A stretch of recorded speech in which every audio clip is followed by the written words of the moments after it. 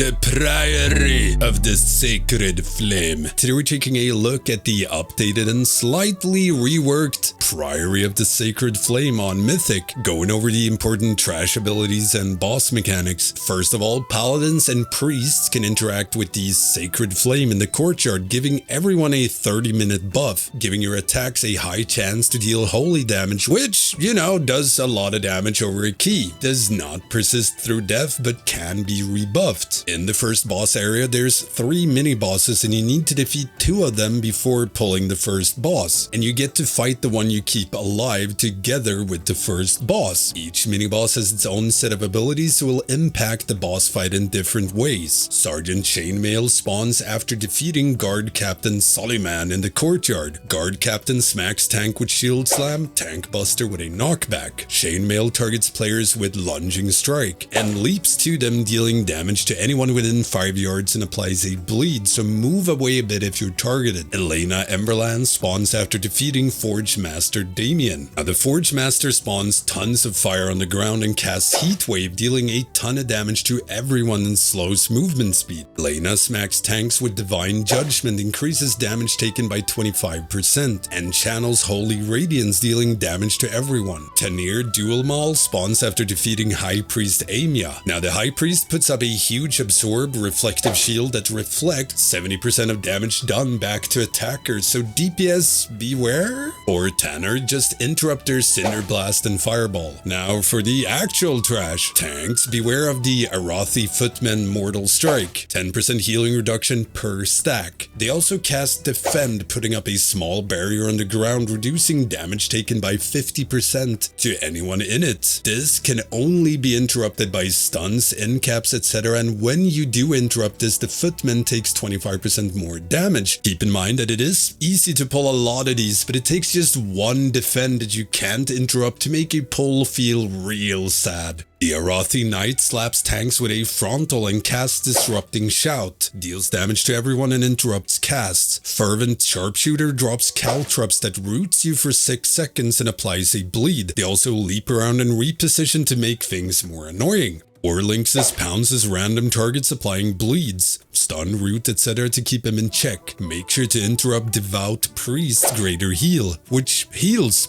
greatly, and their Inner Fire buffs a target, increasing their damage done by 50%. It can be dispelled if it goes off, and removing the buff stuns the target for 4 seconds, so you can use that to your advantage. Let the cast go and then dispel. Make sure to kick Fanatical Conjurer's Fireball. You can also interrupt their Flame Strike, but it is fairly easy to, just move out of it. There's also a couple of light spawns. When they're at low health, they start casting Burst of Light. If it goes off, it deals lethal damage to players, but heals enemies by 35% of their max health. So either move mobs out or defeat the light spawn before it goes off. Now, going over to the first boss, starting off, whichever mini-boss you kept alive will join the fight. They gain 1000% more health and shares damage taken with boss, and their damage dealt is done per add up. That's why you only want 1. If you keep Elena alive, she will occasionally cast Holy Radiance, just heal forehead, and Divine Judgment on the tank, increasing their damage taken by 25%. Chainmail still casts Brutal Smash, dealing lethal damage now and stuns for 3 seconds. And you want to move out with Lunging Strike, leaps and inflicts a nasty bleed on its target. Tanner, you want to make sure to interrupt their Cinder Blast and as many fireballs as possible. Now the captain's trusty Doggo mauls and immobilizes a random player. Break the Absorb Shield on the boss to interrupt the Savage Mauling. You also want to interrupt their Battle Cry, deals damage to everyone and buffs his allies, increasing their damage by 50%, and it stacks. Also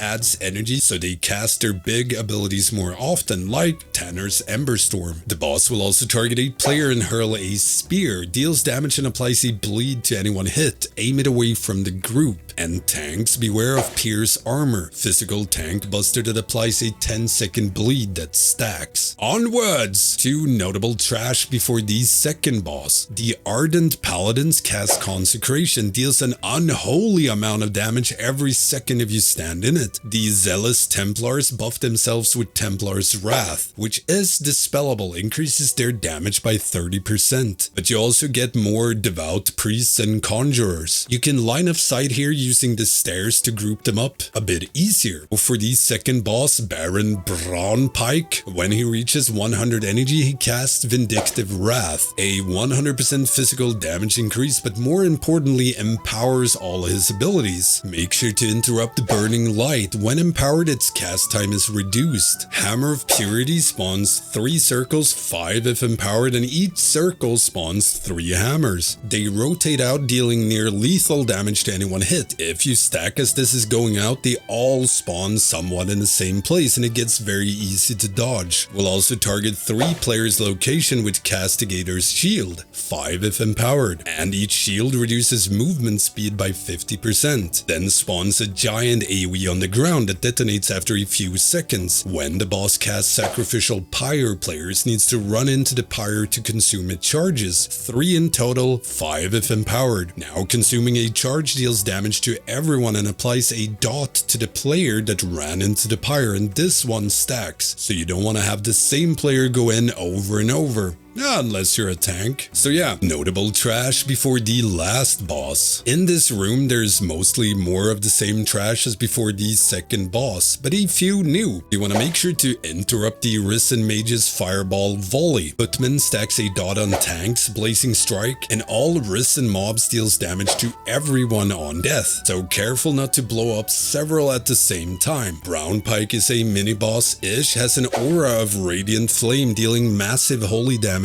to everyone. Also smacks tanks with Blazing Strike, holy damage tank buster that leaves a dot. Make sure to clear out all the trash at the stairs. They pull when boss is pulled. And then it's time for the last boss. When the boss reaches 50%, she runs away, gets a huge absorb shield and deals holy damage every second, which keeps increasing in damage. You need to make sure you have DPS cooldowns ready for when that happens. If you go in dry, you're gonna have a bad time. But more on that in a bit. Players targeted by Sacred Flame gets to kite a beam that spews out Sanctified Ground. Kite it away from the group, but avoid placing Sanctified Ground in front of the stairs. Make sure to turn your back to the boss when she casts Blinding Light, or you get disoriented for 4 seconds. Healers and tanks beware of Inner Fire. Boss deals 50% more holy damage during this, and pulses damage to the group. Will also spawn a Holy Flame Swircle underneath a player. Don't stand in it, and try to interrupt as many holy smites as possible. So when boss runs up the stairs, you need to beeline to her, pop DPS cooldowns and burst down the shield. The faster, the better, so you can interrupt the constant AoE damage.